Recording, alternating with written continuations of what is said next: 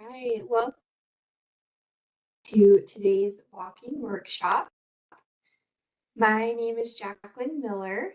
I'm a health educator on the employee wellness team, and I will be presenting today's workshop about historic trails.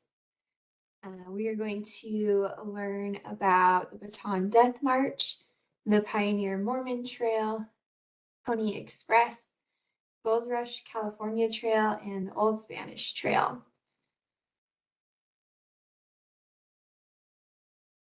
Okay, let's start with the Bataan Death March. 83 years ago, in the dark early days of World War II, an event unfolded that would forever be etched into the pages of history. An event of unthinkable cruelty, but also immeasurable courage and sacrifice. This is about the Bataan Death March. It began just one day after the infamous attack on Pearl Harbor. On December 8th, 1941, the Japanese invasion of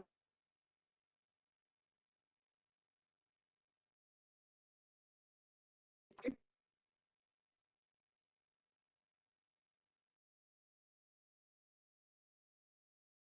peninsula.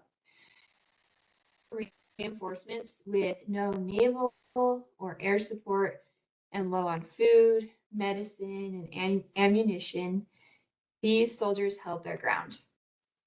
For 3 long months, they fought back against overwhelming odds. Malaria, dysentery, and starvation took a greater toll on these soldiers than the bullets did.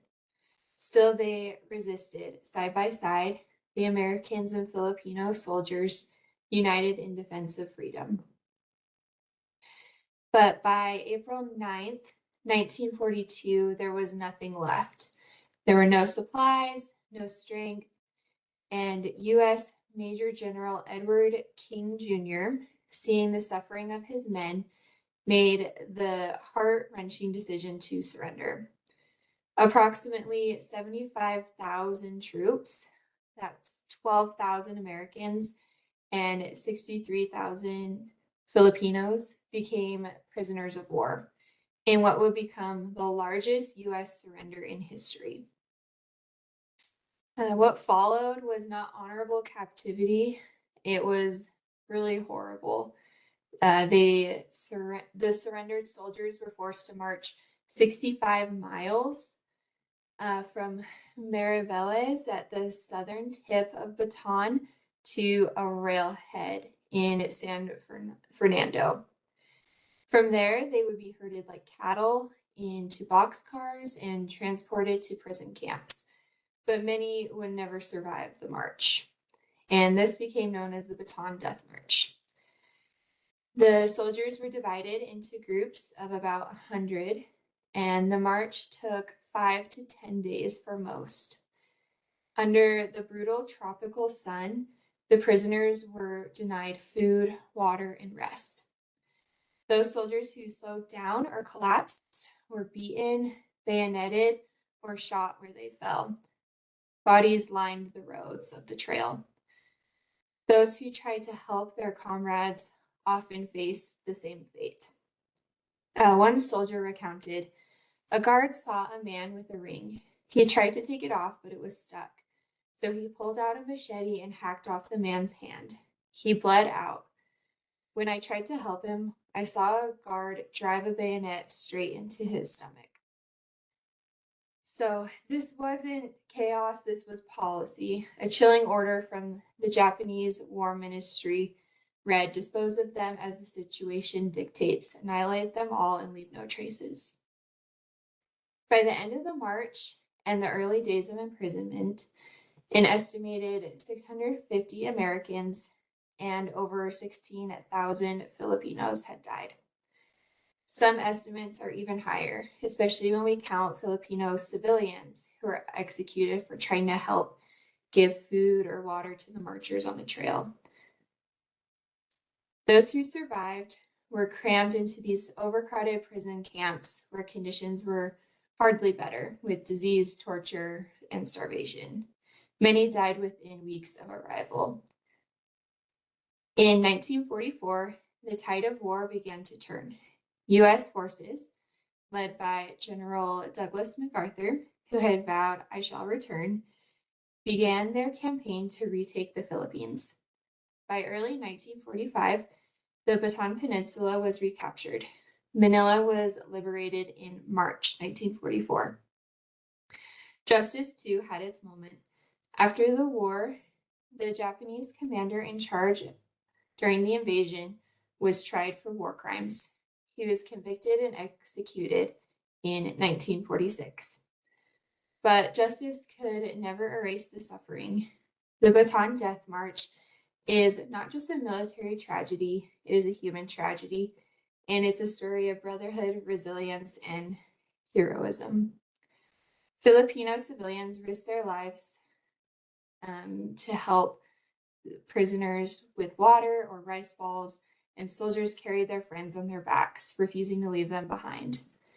Even in the darkest hours, compassion burned like a candle against the wind. Because of the courage of those men, American and Filipino, we must never be forgotten. They were ordinary people thrown into an extraordinary circumstance, and through their sacrifice, they gave us the opportunity to live in freedom.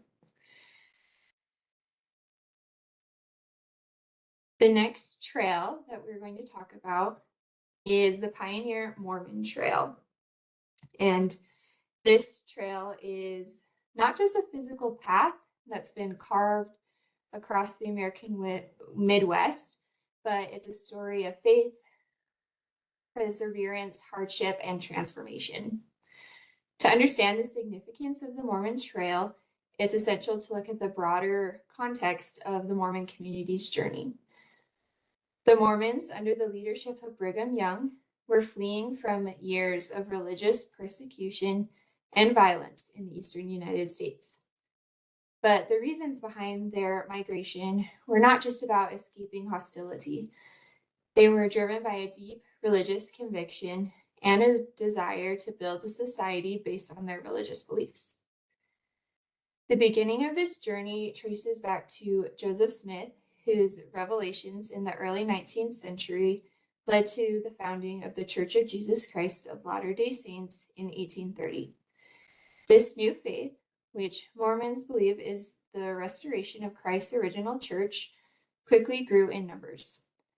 Smith's followers were united by a sense of purpose, but also faced significant opposition, particularly in regions where their doctrines and practices were seen as radical by mainstream Christians. These tendencies, fueled by economic, political, and social differences, led the Mormons to being driven from one location to another, always looking for a place where they could practice their faith freely. By 1844, Joseph Smith's assassination marked a pivotal moment for the Mormon community. Smith's death left the church in need of a new prophet, and Brigham Young emerged as the new leader, guiding the Mormons through one of the most remarkable migrations in American history. The decision to leave Nauvoo, Illinois, was not made lightly. The church had already established a thriving community there, but the violence against the Mormons had reached a tipping point. With mobs attacking their homes and their leaders, Brigham Young knew that the Mormons had no choice but to move, to seek refuge in the West. The first wave of Mormons set out in the winter of 1846. It was a journey that would take them through some of the harshest conditions imaginable. They traveled across frozen rivers, snow-covered plains, and mountains with little more than the barest of provisions. They had to endure cold temperatures, scarcity of food, and difficult terrain. Yet these people pressed on, driven by the hope that they would find a place where they could build their Zion, a promised land they could live according to their beliefs and faith and peace. The Mormon Trail itself stretched for more than 1,300 miles from Nauvoo, Illinois, to the Great Salt Lake in Utah. The route was not merely a geographic journey, It became a symbol of the Mormon people's endurance and their resolve. Along the trail, they encountered both friendship and hostility, sometimes finding assistance from sympathetic settlers, while at other times facing the challenges of navigating land that was unfamiliar. It was a journey marked by loss as well, with many Mormons dying along the way due to illness, exposure, and harsh conditions. In fact, historians estimate that around 4,000 Mormons died during their trek, making it one of the most difficult migrations in American history. The wagons that rumbled westward across the plains were not only filled with the possessions of families, but also with hope. The Mormon pioneers brought with them their faith, their belief that they were being led to a better place where they could create a just society. This was not just a physical migration, but a spiritual journey that connected them to their sense of identity and their understanding of the plan for them. In many ways, their journey was a fulfillment of the promises and that they would eventually find a place where they could live freely. The Great Basin, where the Mormons eventually settled, was a harsh and desolate land, but they saw it as a place of promise. They arrived in an area that was isolated from the rest of society, offering an opportunity to build a new life and one based on their beliefs. This was in the Salt Lake Valley, and it began to grow as a hub for the church's activities. The migration continued for several more years across the Mormon Trail, with thousands of Mormons following the same route to the west. The trail became a vital link in the Mormon expansion, allowing the church to grow and establish communities throughout the American West. Over time, the Mormons transformed the harsh desert landscape into a thriving center of trade, agriculture, and religious activity. Today, the Mormon Trail is a symbol of this faith and perseverance. It's a testament to the strength of a people who, despite facing seemingly insurmountable odds, never lost sight of their goal. It's a reminder of the power of belief and the importance of community and the resilience of those who are willing to endure hardship and press forward on the trail.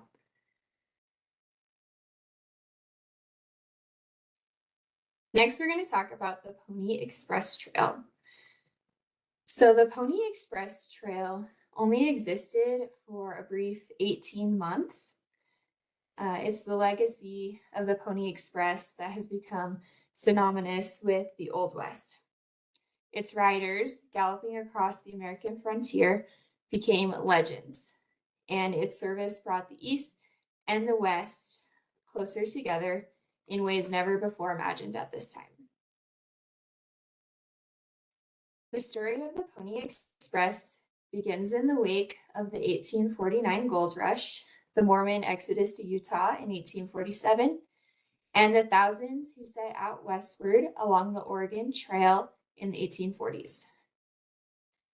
These monumental movements of people created an urgent need for faster communication across the vast, rugged distances. The journey between the eastern United States and California was long and treacherous, and at the time, there were few reliable means of getting news and information from one coast to the other coast. Overland mail services such as the Butterfield Overland Mail, which started in 1857, attempt to fill this gap. However, the long and slow and sometimes dangerous routes meant that communication could take weeks or even months. Then, in 1858, Postmaster General Joseph Holt reduced the scope of overland mail services to California, leaving a gaping hole in the system. That's when three enterprising men saw an opportunity. They formed the Leavenworth and Pikes Peak Express Company, which would later be renamed the Pony Express. The goal was ambitious: to provide fast, reliable mail service that could cross the American wilderness in a fraction of the time it took by traditional methods. The Pony Express officially began operations in April 1860 with the aim of delivering mail from St. Joseph, Missouri to Sacramento, California, a distance of over 1,800 miles in just 10 days. This was lightning fast compared to the alternatives of the time. The men who answered the call for riders and station managers, many of them being young, brave, and daring men, would become the heart and soul of this incredible venture. The simple ad was listed at the Sacramento Union Station in 1860. It read, "Men wanted. The undersigned wishes to hire 10 or a dozen men familiar with the management of horses as hostlers or riders on the Overland Express route via Salt Lake City. Wages were $50 per month." This ad marked the beginning of one of the most remarkable chapters in American history. The Pony Express would become a symbol of the daring spirit that defined the frontier.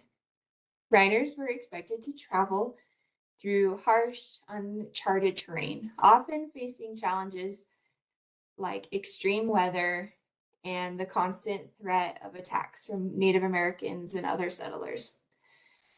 Yet, despite these dangers, the Pony Express kept the promise of fast delivery, becoming an essential link between the East and West. The service was incredibly efficient for its time, utilizing a series of relay stations spaced 10 to 15 miles apart. Riders would switch horses at these stations, keeping up the pace and ensuring that the mail was delivered in record time. It's said that a rider would typically cover about 75 miles in a single day to keep things moving smoothly. Stations were stocked with supplies like food, water, and fresh horses, allowing the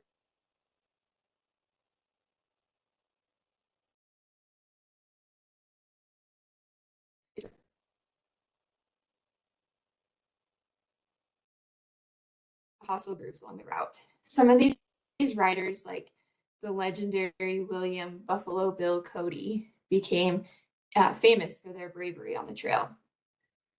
The job was rough and often required the riders to face great personal peril. Yet the spirit of adventure and courage that the Pony Express represented resonated deeply within the American public, and it was woven into the fabric of the nation at the time. The Pony Express was a vital lifeline during the transformative period of American history. But as with all things, change was on the horizon. In 1860, just weeks after the Pony Express began operations, Congress authorized the construction of a transcontinental telegraph line to connect the Missouri River to the Pacific coast. The arrival of the telegraph would render the Pony Express obsolete.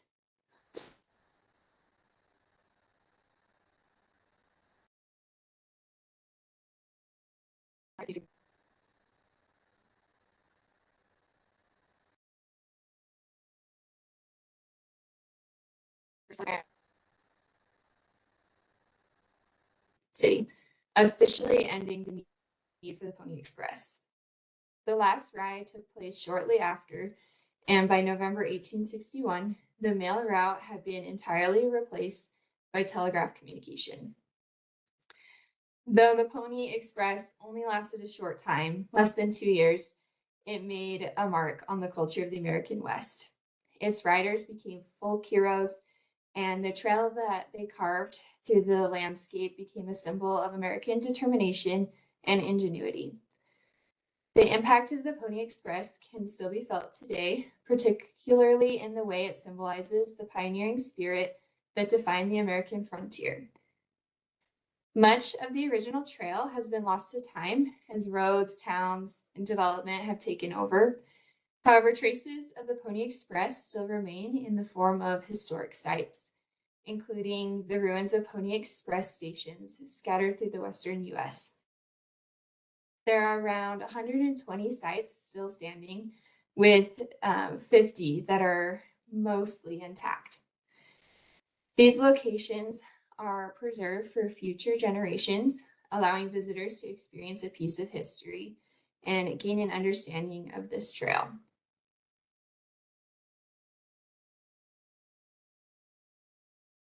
Right, next is the California Trail, and this stretched across the vast and treacherous landscape, and was created for the California Gold Rush. In the 1820s and 30s, California was definitely not the thriving state we know today. It was a province of Mexico, sparsely populated and largely ignored by Americans at that time.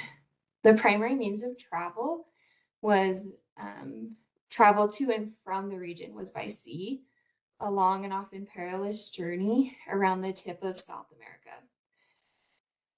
California's rugged terrain and distance from the rest of the United States made it an isolated frontier, far removed from the mainstream movements of settlers and traders. However, that was about to change in May of 1841. A group of immigrants became the first organized party to venture west from Missouri towards California. Their journey marked the beginning of a new era, but it would not be without its struggles as well. They met near Independence, Missouri, and set out on the California Trail, determined to reach the fertile lands of the West. As the party made their way west, they encountered the harsh conditions of these uncharted lands. By the time they reached Fort Hall in what is now Idaho, they faced a critical decision. Half the party chose to continue on the well-established Oregon Trail, which led them further north, while the rest, determined to make it to California, opted to take the unknown route across the Nevada desert. The decision to abandon their wagons and travel by horseback and on foot was not taken lightly. The group faced severe hardships, including starvation, dehydration, and extreme exhaustion. Their journey was grueling, but they persisted, eventually reaching the Central Valley of California in November 1841, though they were in dire straits, starving and without supplies. Just 3 years later, in 1844, another party followed a similar route, crossing Nevada along the Humboldt River and eventually heading up the Truckee River. They too faced great challenges in the journey, but successfully ascended the Sierra Nevada mountains via Immigrant Gap. After struggling through the harsh conditions of the Sierras, they finally stumbled down to Sutter's Fort, bringing with them valuable knowledge that would prove helpful to the many immigrants who would follow. The path to California was not always fortunate.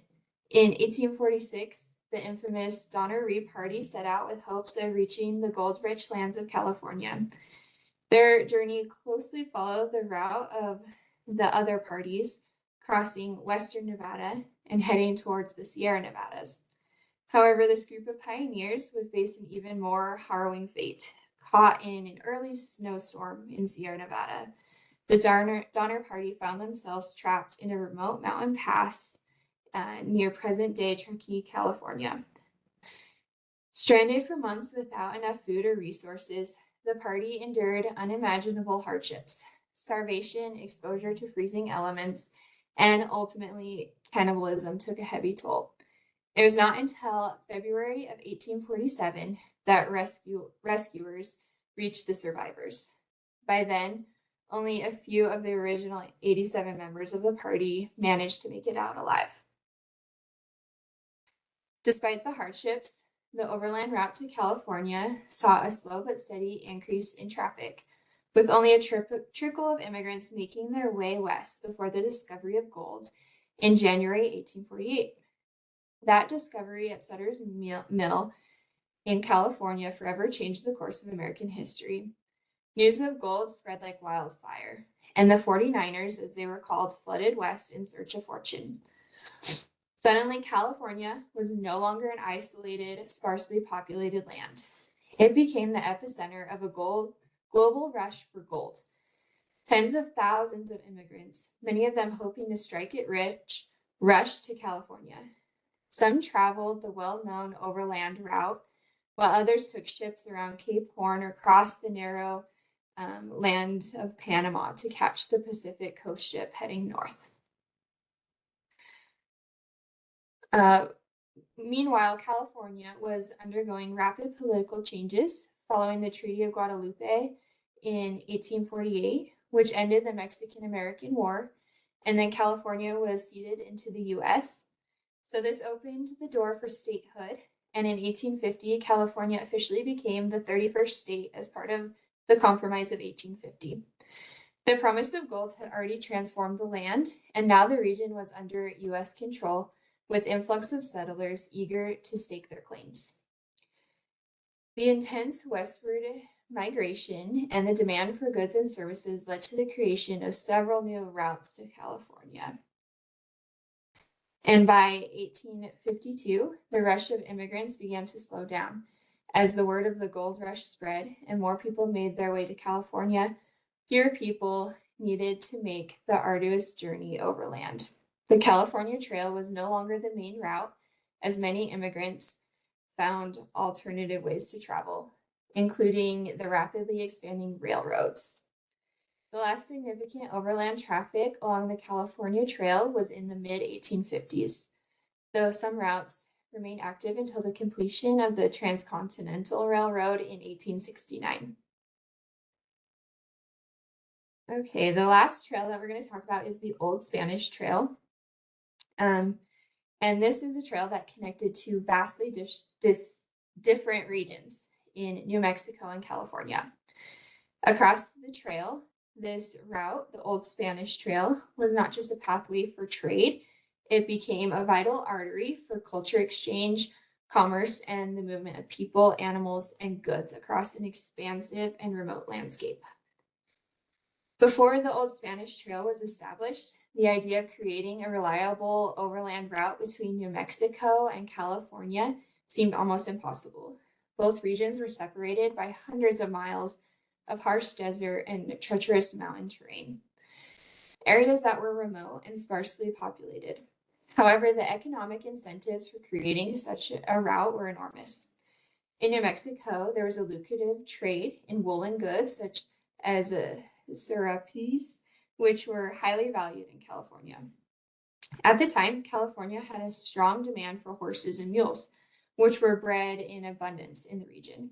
These animals were highly prized in New Mexico, and they were essential for the transportation and for agriculture. So the Old Spanish Trail, beginning in 1776, during the Spanish colonial period. At that time, Francisco Dominguez and Silvestre Escalante set out from Santa Fe, New Mexico, to explore the vast and largely uncharted lands to the west. Their journey took them through what would later become parts of northern New Mexico, western Colorado, and southern Utah. While their route did not fully establish the Old Spanish Trail, it laid the groundwork for exploration. And then also in California, there were Spanish missionaries and soldiers and settlers that helped establish this trail. The breakthrough came when the courage and vision of a Mexican trader from New Mexico led the first commercial caravan from New Mexico to Los Angeles. This caravan, which left in late fall of 1829, was the first successful overland journey that connected these two regions and marked the beginning of the Old Spanish Trail as a key trade route. For the next 2 decades, the Old Spanish Trail became a regular trade route with merchants and caravans traveling it annually, often marking the journey between Santa Fe and Los Angeles. And they would exchange goods along this trail. This was not a single continuous road, but rather a series of connected routes.